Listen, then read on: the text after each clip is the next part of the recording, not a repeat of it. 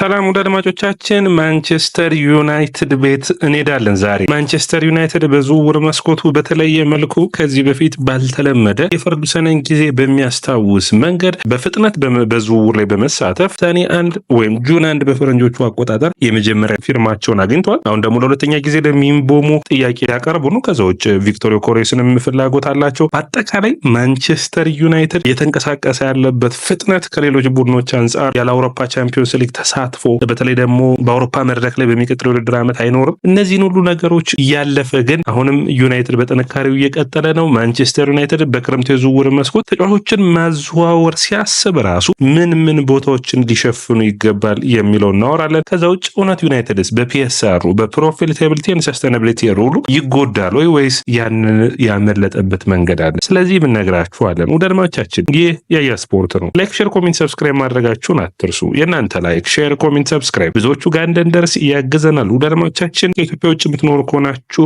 ጆይን በማድረግ የያያ ስፖርት ቤተሰብና አባል ይሁኑ። እንግዲህ ማንቸስተር ዩናይትድ በኢኒዮስ ባለፈው ውድድር ዓመት ያስፈረማቸው ተጫዋቾች ነበሩ። ጥሩ ብቃትን ያሳዩት በተለይ የሌኒ ዩሮ፣ ናስር ማዝራዊና መዲያስ ደሊ ጥሩ ብቃታቸውን ካሳዩት ናቸው። በጥር ወቅት የመጣው ዶርጉም ይህ ነው የሚባል ልክ ተጽዕኖ ባይፈጥርም አሁንም ገና 20 ዓመቱ ነው። ትልቅ የማንቸስተር ዩናይትድ ብዙ ኃላፊነት ከሚጠበቅባቸው ተጫዋቾች ውስጥ አንዱ ይሆናል። ሌላኛው የሚሆነው የማኑኤል ኡጋርቴ ጉዳይ ነው ትንሽ የሚያሳስበው እንጂ ዩናይትዶች በዝውውር መስኮት ላይ ባለፈው ክረምት የኋላው መስመራቸውን የመከላከል መስመሩን በሚገባ አጠናክረዋል። በዚህ የዝውውር መስኮት ዩናይትድ ሊንቀሳቀስባቸው ከሚጠበቁት ነገሮች አንዱ የአጥቂ መስመሩን ማሻሻል ነው። በአጥቂ መስመር ላይ የሚለቃቸው የተጫዋቾች ብዛት ራሱ ዩናይትድ ባለፉት ዓመታቶች ምን ያክል እንደባከነ የሚያሳይ ነው። እንግዲህ አሌክሳንደር ጋርናቾ፣ ራሽፎርድ፣ ሳንቾ፣ አንቶኒ የሚለቅ ይሆናል። ኮቢ ሜኖም እና እንዲሁም ካዝሜሮም ጥያቄ ከቀረበ ዩናይትዶች ወደ ኋላ አይሉም። ኦናናም በማሰናበት አዲስ ግብ ጠባቂ ይፈልጋሉ። በአጠቃላይ ማንቸስተር ዩናይትዶች የማጥቃት ክፍላቸውን ሲያስቡ እንግዲህ ሚያዝያ ላይ ነው እቅዳቸውን የጀመሩት። አሁን በቡድን ውስጥ እንደ ቡድን ስታዩት ወይም ደግሞ ማንቸስተር ዩናይትድን አስተዳደሩን ጨምራችሁ ስታዩ የሆነ የተረጋጋ ነገር እንዳለ ማድረግ የሚፈልጉት ግልጽ ነገር እንዳለ ይታያል። ምንም እንኳን ቡድኑ እንግዲህ ከፈርጉሰን ከለቀቁም ከፈርጉሰን በፊትም ከነበረበት አቅሙ በጣም ከደረጃው ዝቅ ያለ ቢሆን ውድድር ዓመቱ በእንግሊዝ ፕሪሚየር ሊግ የጨረሱበት የደረጃ ሰንጠረዥ በኤሮፓ ሊግ ፍጻሜ በቶተንሃም መሸነፋቸው አስቸጋሪ ቢሆንም አሁንም ግን እንቅስቃሴያቸው እንደቀጠሉ ነው። ክሪስቶፈር ቪቬል የምልመላ ቡድኑ ኃላፊ ሆኗል። ብዙ ተጫዋቾችን እየመለመለ እንዳለ የምታዩት ነው። ጄሰን ዊልኮክስ አሁን ስፖርቲንግ ዳይሬክተር ሆኗል። የናይደን ሄቨንን ያስፈረመበትን መንገድ ጄሰን ዊልኮክስን እዚህ ጋር ማንሳት የሚጠበቅብን ነው የሚሆነው። ስለዚህ በግልጽ ሩበን አሞሪምን በምን አይነት መንገድ አግዘ ነው በዚህ የዝውውር መስኮት የተሻለ ይሆናል ብለው ሲያስቡ ወደ ፈርጉሰን መንገድ ነው የተመለሱት። የፈርጉሰን መንገድ ምን ነበር? በእንግሊዝ ፕሪሚየር ሊግ ላይ የተጫወቱ እድሜያቸው ላይ ያለ ወይም ደግሞ ወደ ፒኩ እየተጠጉ ያሉ ወይም ወደ ምርጥነት ብቃታቸው እየተጠጉ ያሉ፣ ስለዚህ በእንደዚህ አይነት ተጫዋቾችን በማምጣት ነበር የሚታወቁት። ማንሳት ትችላላችሁ በእንግሊዝ ፕሪሚየር ሊግ የመለመሏቸውን ታዳጊዎቹንም ከእንግሊዝ ፕሪሚየር ሊግ ጥሩ ብቃት ካሳዩ የወሰዷቸው ተጫዋቾች ነበሩ። አሁን ከወልቭስ ማቲያስ ኩኛን አምጥተዋል። 16 ጎሎች በእንግሊዝ ፕሪሚየር ሊግ ያስቆጠረ የወልቭስ ኮከብ ጎል አግቢ፣ ባለፉት ዓመታቶች በሁለቱም የውድድር ዓመት ከ10 በላይ ጎሎችን ያደረገ ኳሱን ይዞ ወደፊት በሚል በቦል ፕሮግሬሽን ረገድ በጣም ጥሩ ብቃት ያለውን ማቲያስ ኩኛን ለማስፈረም ሚያዝያ ላይ ነው ንግግር የጀመሩት። ሚያዝያ ተነጋገሩ።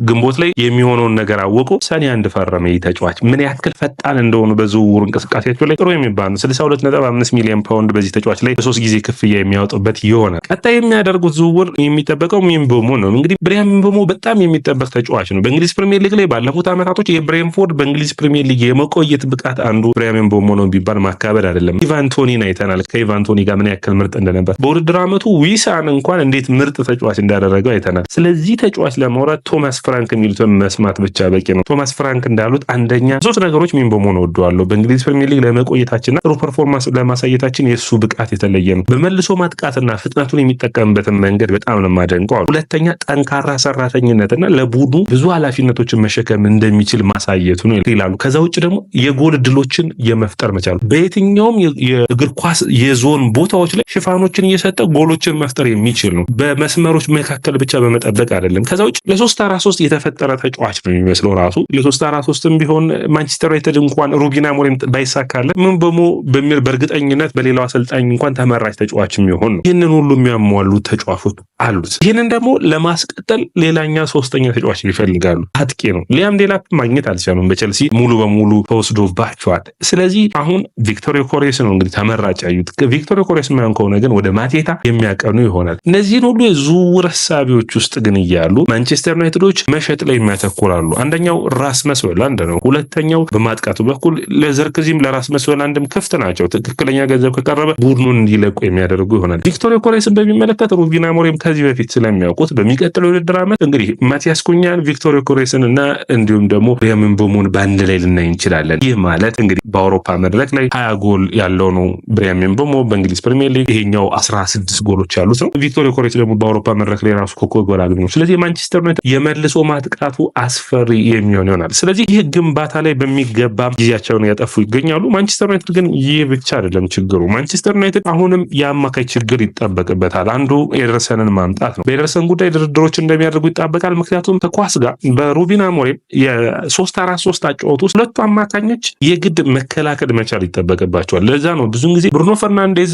በአማካኝነት ሲጫወት ዩናይትድ የበላይነት የሚወሰድበት ወይም ደግሞ ከኋላ ሆኖ ኳስ ሲመሰርት መከላከል የሚችል የአማካኝ መስመር ያስፈልጋል። ኡጋርቴና ካዝሚሮ አሉ። ስለዚህ ከኡጋርቴ ጥግ የሚሰለፍ ለምሳሌ ኤደርሰን ቢመጣ ብትሉ ኳሱን ፕሮግረስ ማድረግ ላይ ጥሩ ነው። ለእንግሊዝ ፕሪሚየር ሊግ የተፈጠሩ የሚመስሉ እግሮች አሉ፣ ረጃጅም እግሮች። ስለዚህ መከላከል ይችላል፣ ማጥቃት ይችላል። ስለዚህ ሁለቱን ያማከለ ተጫዋች መሆን አለበት። በማጥቃቱ ድሎችን በመፍጠሩ ሁለቱ ተጫዋቾች ናቸው በጣም ወሳኞች። ሁለቱ 10 ቁጥሮች ማቲያስ ኩኛና ምቤሞ ይሆናሉ ማለት ነው። ስለዚህ አማድ ዲያሎን የቀኝ ተመላላሽም ማድረግም ያስባሉ። ስለዚህ የሚጠበቅ ነው። ከሴሜዶን ጋር ንግግሮችን አድርገዋል። እንግዲህ ኮንትራቱ ከወልቭስ ጋር የተቋረጠ ተጫዋች ነው። እሱንም ለማመጣት ፍላጎት አላቸው። ነገር ግን ድርድሮች የሚቀጥሉ ኤሚ ማርቲኔዝ ፈላጊ የለውም በመላ አውሮፓ። ለምሳሌ ባርሴሎና ብትሄዱ ዋን ጋርሲያን መርጠዋል። ስለዚህ ኤሚ ማርቲኔዝ ወደ ባርሴሎና የሚሄድበት እድል የለም። ስለዚህ ማንቸስተር ዩናይትዶች ኦናናን የሚለቁ ከሆኑ ደግሞ የሩበን አሞሪም ራሱ አንዱ ትልቁ ይህንን ቦታ መሸፈን ነው። ስለዚህ እዛ ቦታ ላይ ደግሞ ኤሚ ማርቲኔዝን ማምጣት መቻል ነው። ማርቲኔዝ ለረጅም ጊዜ ግብ ጠባቂ ሆኖ ማንቸስተር ዩናይትድ የሚያግዝ ነው ወይ? ላይሆን ይችላል። ነገር ግን ለሚቀጥሉት 2-3 ዓመታት የተሻለ የሚያደርግ ነው። በሚቀጥለው ውድድር ዓመት አትሊስት ማንቸስተር ዩናይትድ በአውሮፓ ቻምፒዮንስ ሊግ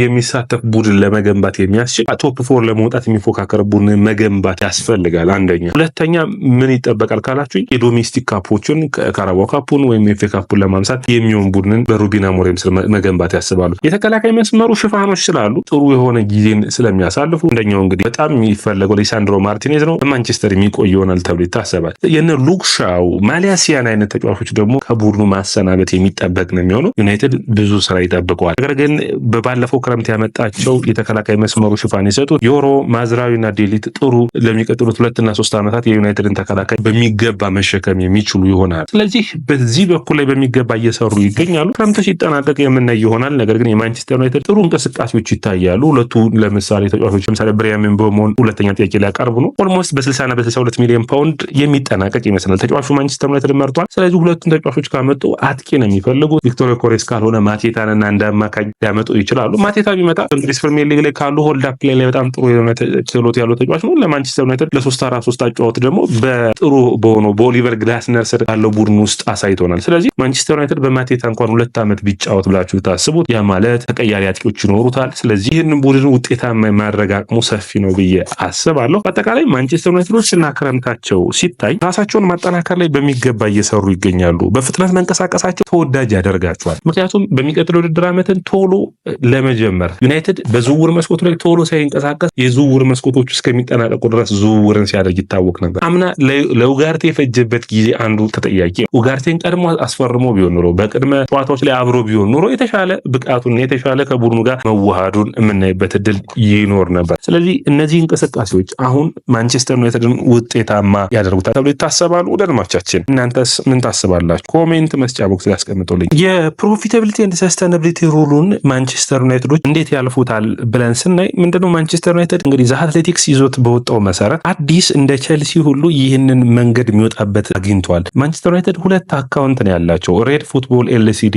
የሚልና ሌላኛው ሁለተኛው ደግሞ ማንቸስተር ዩናይትድ ፒኤልሲ የሚል ነው። ስለዚህ ማንቸስተር ዩናይትዶች ኪሳራቸው ለምሳሌ በ3 ዓመት ውስጥ የከሰሩት 312 ሚሊዮን ፓውንድ ነው። ስለዚህ ይህንን ግን ያስመዘገቡት በሬድ ፉትቦል በሚለው 200 ሚሊዮን ፓውንዱን 113 ሚሊዮን ፓውንዱን ደግሞ ኖርማሉን በማንቸስተር ዩናይትድ ያ ማለት 103 ሚሊዮን ፓውንድ ነው የሚፈቀደው። ስለዚህ ዩናይትድ ምንም ችግር የለበትም። በሚገርም ሁኔታ ዩናይትድ በፕሮፊታቢሊቲ ኤንድ ሰስቴናቢሊቲ አንደኛ ቼልሲ ነው፣ 5ኛ የሚገኘው ማንቸስተር ዩናይትድ ነው። ይህ ምን ያክል ጠንካራ እንደሆነ ያሳያሉ። ማለትም አንደኛ ቼልሲ፣ ብራይተን፣ ማንቸስተር ሲቲ ይልና እንግዲህ ማንቸስተር ዩናይትድ ነው ያለው። ስለዚህ ይህ ቡድን ጠንካራ እንደሆነ በዝውውር መስኮቱ ላይ እስከ 145 ሚሊዮን ፓውንድ የማውጣት አቅም አለው። ያ ማለት እንግዲህ ኮንትራቶች ሲፈረመው ለምሳሌ ለማቲያስ ኩኛ 62.5 ሚሊዮን ፓውንድ ያውጡ እንጂ ለ3 ይካፈላል ማለት ነው። ስለዚህ በአንድ ዝውውር መስኮት የሚከፍሉት ነው። ከዛ ውጭ ማንቸስተር ዩናይትዶች ሽያጮችም የሚያገኙትን ገንዘብ መጠቀም የሚያስችላቸው ይሆናል። ስለዚህ በዝውውር መስኮት ላይ የመንቀሳቀስ አቅማቸው ዩናይትድ የተጠበቀ እንደሆነ ልታውቁት ይገባል። ስለዚህ በአጠቃላይ የተሻለ የዝውውር መስኮትን ማንቸስተር ዩናይትድ ያሳልፋል በፕሮፊታቢሊቲ ኤንድ ሰስተናቢሊቲ ሩሉ ካየ ነው ማለት ነው። ይህ ያያ ስፖርት ነው። ላይክ፣ ሼር፣ ኮሜንት፣ ሰብስክራይብ ማድረጋችሁን አትርሱ።